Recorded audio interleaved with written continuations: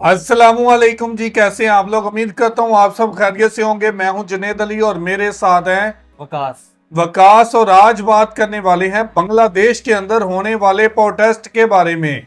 बांग्लादेश के स्टूडेंट के खिलाफ इतनी ज्यादा जालिमाना ऑर्डर किसने जारी किए, आज क्या वजह बनी कि बांग्लादेश के अंदर ऐसे हालात पैदा हुए कि बांग्लादेश की हुकूमत को अपने ही स्टूडेंट के खिलाफ खड़ा होना पड़ा, अपने ही स्टूडेंट के खिलाफ गोली चलानी पड़ी। और आज देखें तो बांग्लादेश का मुस्तकबिल किस तरह से तबाह हो रहा है, बांग्लादेश ने अपने फ्यूचर को किस तरह गोली मार के कत्ल किया है। तो आज इसी के ऊपर बात करेंगे और हिंदुस्तान का मीडिया इस बात का इतराफ कर रहा है कि किस तरह जालिमाना इकदाम उठाते हुए बांग्लादेश के अंदर इस तरह के ऑर्डर जारी किए गए जिससे बांग्लादेश के फ्यूचर को तबाह किया गया, बांग्लादेश के रोशन मुस्तकबिल को तबाह करने की कोशिश की गई। तो आज इसी हवाले से वीडियो है। वीडियो की तरफ बढ़ने से पहले आप दोस्तों से गुजारिश है, अगर आप चैनल पे नए हैं तो चैनल को सब्सक्राइब करें, साथ बने बेल आइकॉन को भी दबाएं ताकि आपको वीडियो का नोटिफिकेशन सबसे पहले मिलता रहे। चलें वीडियो शुरू करते हैं जी। 1 2 3 गो।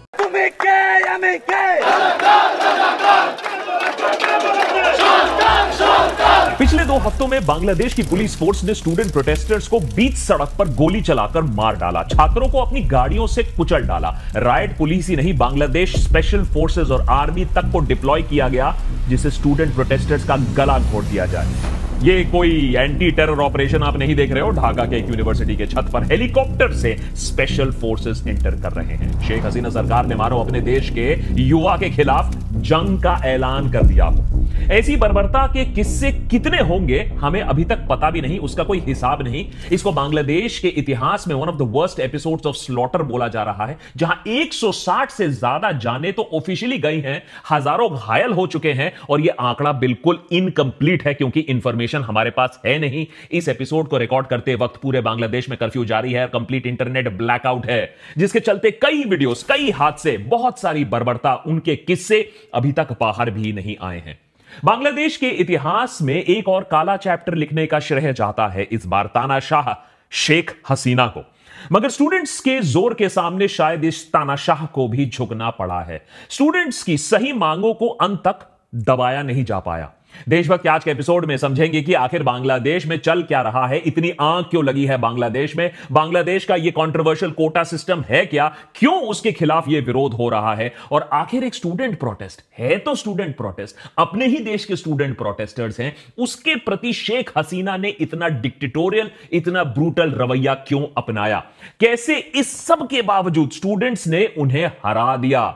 लेकिन अब भी वो कह रहे हैं कि उनकी लड़ाई, उनका जंग खत्म नहीं हुआ है। पता करते हैं क्यों। पिछले कुछ दिनों के वायलेंस पर आने से पहले यह समझना जरूरी है कि उसके पीछे हिस्ट्री क्या है। थोड़ा सा हिस्ट्री लेसन यहां जरूरी है।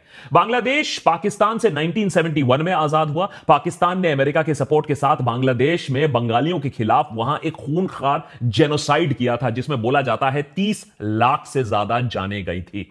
बांग्लादेश में कई लोगों ने पाकिस्तानी आर्मी के खिलाफ आवाज उठाई, हथियार उठाए और अंत में बांग्लादेश की जनता की जीत हुई। पाकिस्तानी मिलिट्री को वहां से विड्रॉ करना पड़ा, पाकिस्तान का विभाजन हो गया, 1971 में बांग्लादेश आजाद हुआ।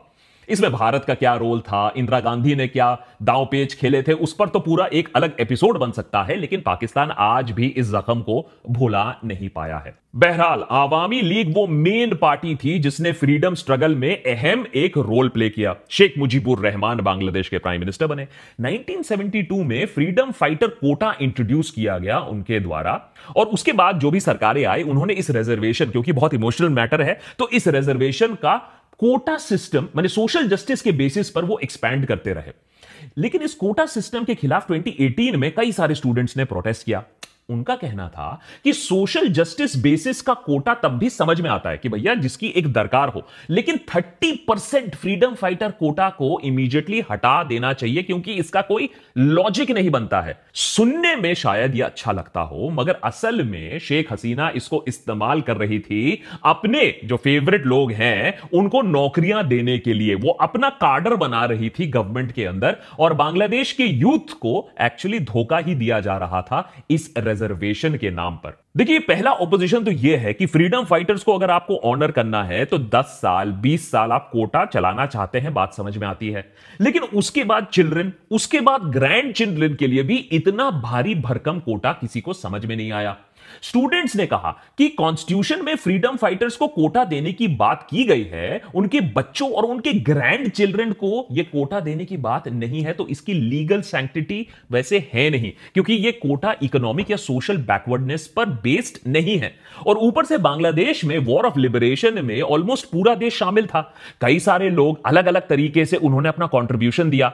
ऐसे में कौन डिसाइड करेगा कि फ्रीडम फाइटर का बच्चा कौन है और कौन नहीं है? कोटा का गलत इस्तेमाल कैसे होता है, ये तो हमने आजकल इंडिया में भी यूपीएससी स्कैम में देख ही लिया है। और बांग्लादेश में भी शायद सबसे हैरानी की बात यह है कि फिलहाल बांग्लादेश में सिर्फ 0.13% ऑफ पॉपुलेशन को ऑफिशियली फ्रीडम फाइटर्स डिसेंडेंट्स का दर्जा हासिल है। यानी 0.13% पॉपुलेशन के लिए 30% रिजर्वेशन कोटा, यह तो भारी झोल है, इसमें कोई कंट्रोवर्सी है नहीं, इसका कोई सेंस बनता नहीं है। स्टूडेंट्स को यह बात दिखती है, लेकिन पॉलिटिकल सेंस तो है, क्योंकि शेख हसीना पर आरोप यह लगा कि इस कोटा के चलते उन्होंने ये फर्जीवाड़ा सर्टिफिकेट, ये फ्रीडम फाइटर सर्टिफिकेट अपने फेवरेट्स को पकड़ाना शुरू किया, ताकि वो एक गोदी सिविल सर्वेंट, एक कार्डर बना पाए। उसके बाद पूरा सिस्टम उनके मुट्ठी में, क्योंकि नौकरी जब शेख हसीना ने दी है तो हम उनके खिलाफ काम कैसे कर सकते हैं। पिछले कुछ दिनों में बांग्लादेश के कोटा सिस्टम और इंडिया के कोटा सिस्टम को भी कंपेयर करने की कोशिश की गई है कि अगर वहां बुरा है तो यहां भी बुरा है। लेकिन इंडिया और बांग्लादेश के सिस्टम में बहुत फर्क है, खासकर कि ये 30% freedom fighter reservation quota. India में reservation caste based social justice के लिए किया जाता है, पॉपुलेशन के हिसाब से किया जाता है और सोशल बैकवर्डनेस के स्टडी मुताबिक किया जाता है। रिजर्वेशन एक सिस्टम बनाया जाता है जिससे एससी, एसटी, ओबीसी कम्युनिटीज को गवर्नमेंट जॉब्स मिले, एजुकेशन में रिजर्वेशन मिले, ताकि कास्ट ऑपरेशन को, जो एक हिस्टोरिकल डिसएडवांटेज है, जो एक डिस्क्रिमिनेशन है, उसको कुछ हद तक कम किया जा सके। इस पर कोई डिबेट नहीं है और यह देशभक्त पर भी हम बता चुके हैं कि इस रिजर्वेशन का दुरुपयोग किस तरीके से हमारे देश में हो रहा है, खासकर कि यूपीएससी कार्डर में तो दिख ही रहा है। बांग्लादेश में 2018 तक 56% रिजर्वेशन था, इसमें 10% women reservation, 10% under developed districts के लिए, 5% ethnic minorities, 1% people with disabilities और ट्रांसजेंडर पीपल के लिए। यह सब मिलाकर 26% बनता है। और कहीं ना कहीं इस रिजर्वेशन का जो लॉजिक है वो इंडिया के सिस्टम से मेलजोल खाता है। मगर जो इस पूरे प्रॉब्लम की जड़ है वो है बांग्लादेश में 30% quota for freedom fighters and their descendants. इस 30% के खिलाफ सबसे ज्यादा गुस्सा है, पूरे रिजर्वेशन सिस्टम के खिलाफ गुस्सा नहीं है स्टूडेंट कम्युनिटी में। 2018 में बांग्लादेश हाई कोर्ट ने इस कोटा सिस्टम की लीगैलिटी को चैलेंज करने वाला एक पिटीशन है, उसकी सुनवाई की। मार्च 8, 2018 को हाई कोर्ट ने पिटीशन को रिजेक्ट कर दिया। इसके बाद स्टूडेंट सड़क पर आ गए कि अरे आपने तो ठीक से बात ही नहीं सुनी, आपने तो पिटीशन ही रिजेक्ट कर दिया, ये कोटा सिस्टम में रिफॉर्म होना चाहिए। ध्यान रखिए, स्टूडेंट्स भी सिस्टम में रिफॉर्म चाहते थे कि पॉपुलेशन और सोशल जस्टिस के हिसाब से रिफॉर्म किया जाए, फ्रीडम फाइटर कोटा को खत्म किया जाए। मगर शेख हसीना ने प्रोटेस्ट के रिस्पॉन्स में एक एग्जीक्यूटिव ऑर्डर के जरिए पूरा कोटा सिस्टम ही रद्द कर दिया। अलग अलग कमिटीज बैठाई, डिस्कशंस हुए और 2020 में ऑर्डर इंप्लीमेंट भी हो गया, कोटा सिस्टम हट गया। Good news. लेकिन यही तो पॉलिटिक्स आता है। इस बात पे बांग्लादेश हाई कमीशन पर एक अपील फाइल की गई कि शेख हसीना का यह जो एग्जीक्यूटिव ऑर्डर है वही इलीगल है। अब 5 जून 2024 को बांग्लादेश हाई कोर्ट ने डिसीजन सुनाया, शेख हसीना के एग्जीक्यूटिव ऑर्डर को रिवर्स कर दिया और यह जो एक कोटा सिस्टम था इसे वापस ये ले आए। स्टूडेंट्स ने नाराजगी फिर से जताई और कहा कि 2018 में शेख हसीना ने एक झटके में पूरा कोटा सिस्टम को खत्म कर दिया था, तो वो अब भी स्टूडेंट्स की मांगे सुनकर एक reformed quota system executive order के जरिए ला तो सकती है, या वो इतने दिनों से एक बिल पारित कर सकती थी अगर इस मैटर पर सीरियस थी।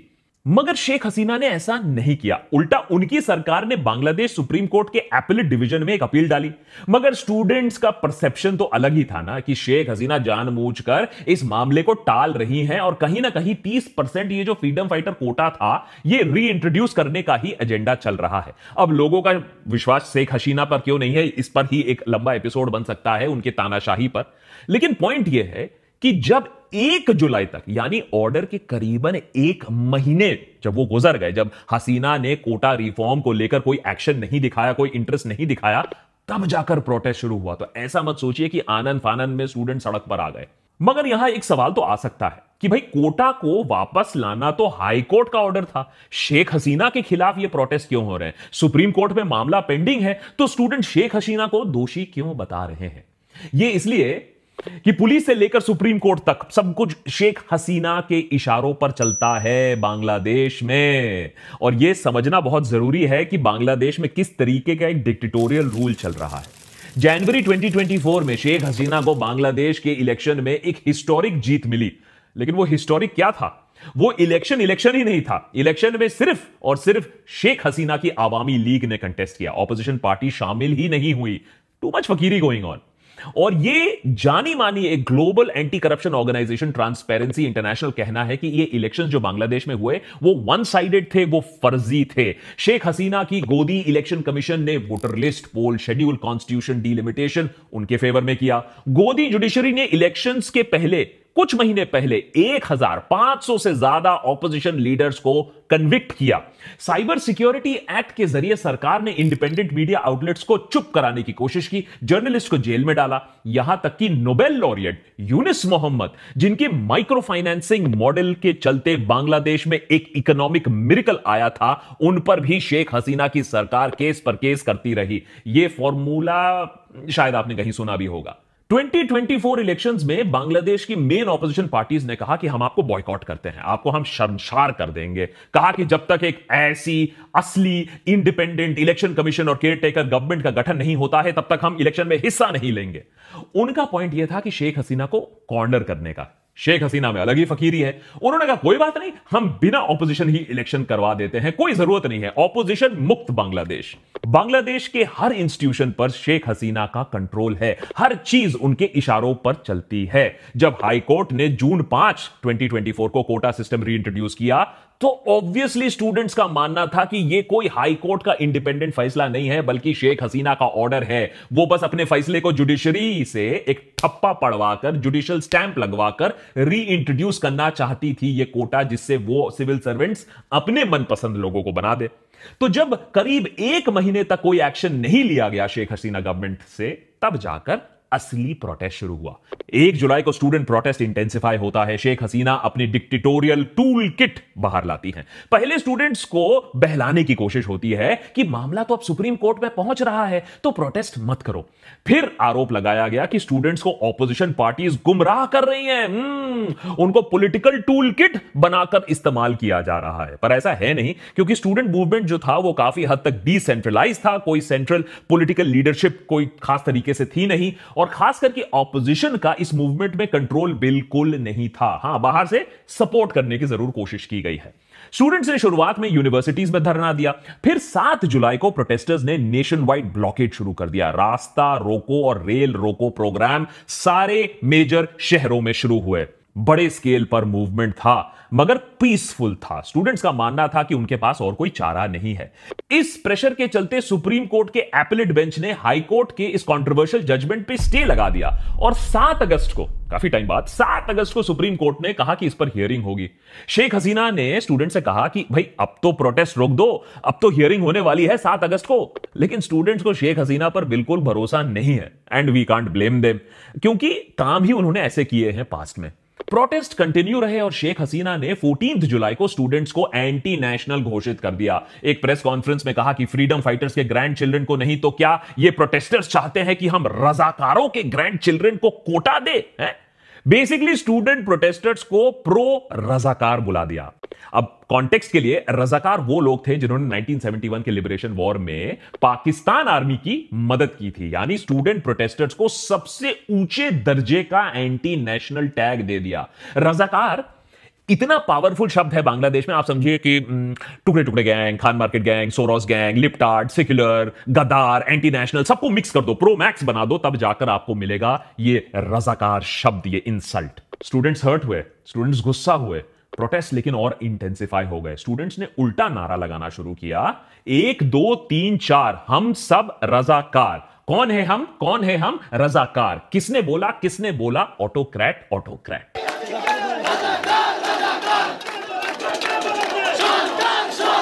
इस तरीके की नेम कॉलिंग और टारगेटिंग डिक्टेटर टूलकिट का पुराना हिस्सा बन चुका है कि प्रोटेस्टर्स को डीलेजिटिमाइज करो, देशद्रोही बुलाना शुरू करो, उनको डीमोटिवेट करो। अगले ही दिन 15 जुलाई को हमले शुरू हो गए। आवामी लीग के जनरल सेक्रेटरी ने 15 जुलाई को कहा कि बांग्लादेश छात्र लीग, जो कि आवामी लीग का स्टूडेंट विंग है, वो प्रोटेस्टर्स को करारा जवाब दे सकते हैं। रिपोर्ट्स तो यह है कि आवामी लीग के स्टूडेंट बॉडी के कुछ गुंडों ने प्रोटेस्ट कर रहे स्टूडेंट्स पर हमला करना शुरू किया। कई रिपोर्ट्स हैं कि ये गुंडे बंदूक का भी इस्तेमाल कर रहे थे। 16 जुलाई को 6 प्रोटेस्टर्स की जान जाती है, मगर स्टूडेंट्स ने हार नहीं मानी। बड़े लेवल पर रैलीज और शोडाउन शुरू होने लगे। शेख हसीना की पुलिस ने अब लाठीचार्ज करना शुरू कर दिया। 18 जुलाई को रिपोर्ट्स हैं कि ढाका की BRAC यूनिवर्सिटी के पास और उसके कैंपस के अंदर भी पुलिस ने लाठीचार्ज किया, टियर गैस का इस्तेमाल किया और कुछ केसेस में गोलियां भी चली। 18 जुलाई तक 30 प्रोटेस्टर्स की पुलिस के हाथों मौत हो चुकी थी। प्रोटेस्टर्स ने कुछ सरकारी दफ्तरों पर भी हमला किया। कम से कम इस पॉइंट पर शेख हसीना को एक क्लियर एक्शन लेना चाहिए था कि पीस रिस्टोर किया जाए, कम से कम एक कमिटी का गठन हो जाए और पुलिस को स्ट्रॉन्ग ऑर्डर्स मिले कि प्रोटेस्टर्स के खिलाफ डेडली वायलेंस ना यूज किया जाए। आवामी लीग के स्टूडेंट यूनियन को भी कंट्रोल किया जा सकता था। प्रोटेस्टर्स की जो जायज मांग है उसको वायलेंस से दबाने की जरूरत थी नहीं, लेकिन होता यह है ना कि तानाशाह अपने आप को ना भगवान समझने लगता है। वो सोचता है कि ये छोटे मोटे इंसान क्या जानते हैं, मुझे ही सब कुछ मालूम है, और उसी के अकॉर्डिंग वो एक्शन लेते हैं। शेख हसीना ने अब डिक्टेटोरियल डिजिटल टूलकिट का भी इस्तेमाल किया। 18 जुलाई को रातों रात पूरे देश में इंटरनेट शटडाउन कर दिया। देश के शहरों में कंप्लीट कर्फ्यू भी लगा दिया गया। 19 जुलाई को आर्मी ट्रूप्स भी डिप्लॉय कर दिए गए। अब एग्जैक्ट कितने स्टूडेंट्स की मौत हुई है, कितने इंजर हुए हैं, यह हमें ठीक से पता नहीं है, क्योंकि अभी इंफॉर्मेशन ब्लैकआउट चल रहा है जब हम ये एपिसोड रिकॉर्ड कर रहे हैं। ग्राउंड रिपोर्ट्स के मुताबिक कम से कम 163 लोगों की तो मौत हो ही चुकी है, 25,000 तक लोग घायल है, तो डेथ टोल और भी हो सकता है। मगर इस सब के बाद भी शेख हसीना को कहीं ना कहीं स्टूडेंट्स के डिमांड के सामने झुकना पड़ा। जो सुप्रीम कोर्ट ने हियरिंग 7 अगस्त को होनी थी, फिर हियरिंग को प्रीपोन किया गया। 21 जुलाई को बांग्लादेश के सुप्रीम कोर्ट ने एपेलेट बेंच के इस डिसीजन को, कोटा सिस्टम को बदल ही दिया। 56% से सिर्फ 7% तक कोटा ले जाया गया है, जिसमें 5% फ्रीडम फाइटर के डिसेंडेंट्स के लिए होगा, 1% एथनिक माइनॉरिटीज के लिए और 1% डिसेबल्ड और ट्रांसजेंडर पीपल के लिए है।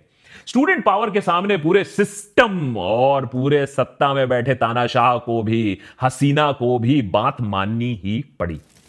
मगर अब भी प्रोटेस्ट खत्म नहीं हुए हैं, अभी भी संकट टला नहीं है। स्टूडेंट्स का कहना है कि उनकी लड़ाई जारी रहेगी जब तक पिछले कुछ दिनों में अरेस्ट हुए सैकड़ों प्रोटेस्टर्स को पुलिस इमीडिएटली रिहा नहीं करती है। और उनका यह भी डिमांड है कि ये सारे जो ऑफिशियल्स हैं जिनकी वजह से ये मौतें हुई हैं, उनको रिजाइन करना पड़ेगा। और इसी के साथ साथ ग्रुप्स का यह भी कहना है कि वो मूवमेंट को एक प्रो डेमोक्रेसी मूवमेंट के रूप में कंटिन्यू करना चाहेंगे जब तक शेख हसीना रिजाइन नहीं करती है। फिलहाल स्टूडेंट्स ने अपना प्रोटेस्ट 2 दिनों के लिए सस्पेंड किया है। इस एपिसोड को रिकॉर्ड करते समय तक बांग्लादेश में इंटरनेट, याद रखिए, सस्पेंडेड है, तो अभी भी शेख हसीना और भी नए पैतरे खेल सकती है। यह भी बात चल रही है कि जब तक सरकार, शेख हसीना सरकार, एक कमीशन का गठन नहीं करती है जिससे ढंग से एक रिप्रेजेंटेटिव कोटा सिस्टम ना बन पाए, तब तक ये जो प्रोटेस्ट है ये चलते रहेंगे। अब क्या ये सब सच में होगा क्या, या फिर से किसी बैकडोर के जरिए शेख हसीना अपनी मनमर्जी करने की कोशिश करेगी? क्या आवामी लीग के स्टूडेंट यूनियन के गुंडों और वायलेंट पुलिस के खिलाफ कोई एक्शन लिया जाएगा? ये सब तो देखने वाली बात है, ज्यादा हम ऑप्टिमिस्टिक नहीं है। मगर एक चीज तो साफ है कि कोई अपने आप को कितना भी ताकतवर तानाशाह बनने की कोशिश कर ले या समझने की गलती कर ले, आम जनता के पावर के सामने उसको झुकना ही पड़ता है, खास करके स्टूडेंट पावर। ये वही स्टूडेंट्स हैं जो 1948 से 1952 तक लैंग्वेज मूवमेंट लीड कर रहे थे। बांग्ला को उर्दू के साथ बराबरी के लिए अनडिवाइडेड पाकिस्तान में इन्होंने जंग लड़ी थी। और जब पाकिस्तान ने यह बात नहीं मानी तो 1971 के लिबरेशन वॉर में भी यूनिवर्सिटीज का बहुत बड़ा हाथ था। 1991 के एंटी मिलिट्री रूल और प्रो डेमोक्रेसी मूवमेंट में भी स्टूडेंट्स का बहुत अहम रोल है बांग्लादेश में। और आज स्टूडेंट सिर्फ कोटा रिफॉर्म के लिए नहीं, बांग्लादेश में डेमोक्रेसी के लिए भी लड़ रहे हैं। ये स्टूडेंट्स जानते हैं कि शेख हसीना के अनडेमोक्रेटिक पॉलिसीज से इकोनॉमी डूब रही है, अनएम्प्लॉयमेंट, इन्फ्लेशन बढ़ रहा है। अरे वहां लोग, जो वर्किंग पॉपुलेशन जो बोला जाता है, बांग्लादेश में भी तो इतनी मैन्युफैक्चरिंग की जॉब्स थी, वो धीरे धीरे कम हो रही हैं। तो वो भी जानते हैं कि सिस्टम को बदलना होगा अगर देश को ठीक करना होगा। कई लोग इंडिया में ये कह रहे हैं कि बांग्लादेश के प्रोटेस्ट रिजर्वेशन के खिलाफ है। इंडिया में भी ऐसे रिजर्वेशन के खिलाफ प्रोटेस्ट होने चाहिए और कोटा को हटा देना चाहिए। तो जी व्यूअर्स, ये थी वीडियो और आपने देखा कि आज की वीडियो में एक्सप्लेन किया गया है कि किस तरह डिक्टेटर के तौर पे शेख हसीना वाजिद ने अपनी अवाम के खिलाफ खड़े होने का ऐलान किया है, उन स्टूडेंट के खिलाफ जो बांग्लादेश का फ्यूचर है, जिन्होंने आने वाले टाइम पे बांग्लादेश की नुमाइंदगी करनी है, और किस तरह अपनी ही फोर्सेस को अपने ही स्टूडेंट के खिलाफ खड़ा कर दिया। क्या 1971 की तारीख को शेख हसीना वाजिद भूल चुकी है? क्या अपने बाप के दिए हुए कवानीन को भुला चुकी है कि किस तरह पाकिस्तान के खिलाफ इन्हीं स्टूडेंट के एहतजाज की वजह से, इन्हीं स्टूडेंट की जद्दोजहद की वजह से बांग्लादेश बना था। आज उन्हीं के खिलाफ एक दफा फिर वही माहौल पैदा किया गया जो 1971 को बना था। एक दफा फिर फोर्सेस को सड़कों पर उतारा गया, कर्फ्यू लगाया गया, इंटरनेट बंद किया गया और हजारों जो तुलबा हैं इनको जख्मी किया गया और दर्जनों स्टूडेंट को शहादत मिली है, शहीद किया गया। ये बहुत ही ज्यादा घिनौने काम है जो आज के टाइम पे एक दफा फिर शुरू हो चुके हैं और बांग्लादेश के स्टूडेंट ने हार मानने से इनकार कर दिया। और आप देखें कि किस तरह आवाज को दबाने की कोशिश की गई है, लेकिन आवाज ऐसी थी कि वो दबने का नाम नहीं ले रही। फोर्सेस आज भी कर्फ्यू लगाकर सड़कों के ऊपर मार्च कर रही है और दूसरी तरफ देखें तो लोगों का अब ये मुतालबा निकल के सामने आ रहा है कि शेख हसीना वाजिद को रिजाइन करना पड़ेगा इतने ज्यादा स्टूडेंट की जान लेने के बाद। तो जी वकास भाई, क्या कहना चाहेंगे वीडियो के बारे में? जुनेद भाई, इसमें तीन चीजें सामने आई हैं जो हम लोग जितना भी इसको करीब से देखें ना, कि ये आप एक वजीर आजम, अगर आप एक मुल्क को लीड कर रहे हो ना, आप लीडर हो, तो आप ऐसी चीजें नहीं करोगे कि अपने जो स्टूडेंट हैं, आपका जो फ्यूचर है, आप उनके सामने पुलिस के आप अपनी आर्मी लेके आ रहे हो और आप उनका मुकाबला करने पे उनको मजबूर कर रहे हो स्टूडेंट को कि वो अपनी जानें दें। ये तो फिर शेख हसीना ने वो काम किया है कि आपको जो बाकी आपका फ्यूचर है, आपके स्टूडेंट हैं, आपको उनकी कोई परवाह नहीं है, उनके फ्यूचर का कुछ नहीं है। आप अपना कोटा सिस्टम, आप अपने ही बच्चे, आपके बच्चों के बच्चे, फिर उनके बच्चों के लिए आप ये सारी चीजें कर रहे हैं। मतलब आपको अपने बच्चों के फ्यूचर का तो बहुत है कि इनका फ्यूचर अच्छा हो जाए, इनके लिए मैं बहुत ज्यादा माल इकट्ठा कर लूं, लेकिन जो स्टूडेंट जिन्होंने सर्वाइव करना है वो सर्वाइव कर रहे हैं, उन बेचारों का आप क्या कर रही हैं? वो तो सरेआम आप उनको शहीद कर रहे हैं, गोलियां मार रहे हैं आप उनको। तो ये कहाँ की लीडरशिप है? इसको लीडरशिप नहीं कहते। ये तो फिर आप अपने घर की हुकूमत ही बना रही है ना। वो जो बाप दादा से मिला है आप उस चीज को लेके चल रही हैं, लेकिन आप नाम बदनाम कर रही हैं, आप लीड नहीं कर रही। इस चीज को लीडरशिप नहीं कहते। तो वकास भाई, सबसे बढ़ के एक बात कल सामने आई कि वो कह रहे थे कि एक बंदा डिग्री लेता है, वो मास्टर करता है और एक उसके सामने मध्य मुकाबल में 10 पास होता है, मैट्रिक पास स्टूडेंट होता है, जिसको अच्छे तरीके से एजुकेशन भी नहीं दी होती, उसको नौकरी मिल जाती है, उस मास्टर वाले डिग्री वाले को नहीं मिलती। ये कोटा सिस्टम जालमाना सिस्टम है। और आज जो भी इसके ऊपर बात कर रहा है ना, बांग्लादेश के अंदर स्टूडेंट दो तरह के हैं। एक वो हैं जिनको इस कोटा सिस्टम से सहूलत मिल रही है, दूसरे वो हैं जो इस जुल्म के अंदर पिस रहे हैं, जो इस कोटा सिस्टम के अंदर पिस रहे हैं, जो आवाज उठा रहे हैं। और आज ये हालात पैदा हो चुके हैं, उनको गद्दार कहा जा रहा है बांग्लादेश के अंदर। जो स्टूडेंट एहतजाज कर रहे हैं कि आप तो जहां के गद्दार हो कि आप इस कोटा सिस्टम के खिलाफ बोल रहे हो, इस तरह के वाकयात सामने आ रहे हैं। फौज इस तरह से ऑपरेशन कर रही है जैसे कोई टेररिस्ट अटैक हो या उसका मुकाबला किया जा रहा है।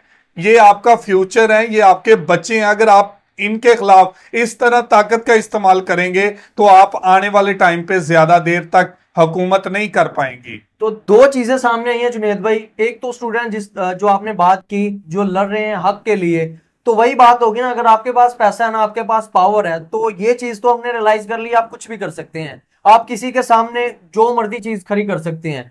तो दो तरह के स्टूडेंट हैं। वो स्टूडेंट जो आपने बोला कि जिनको फायदा हो रहा है, जाहिर बात है ना, उनकी तादाद कम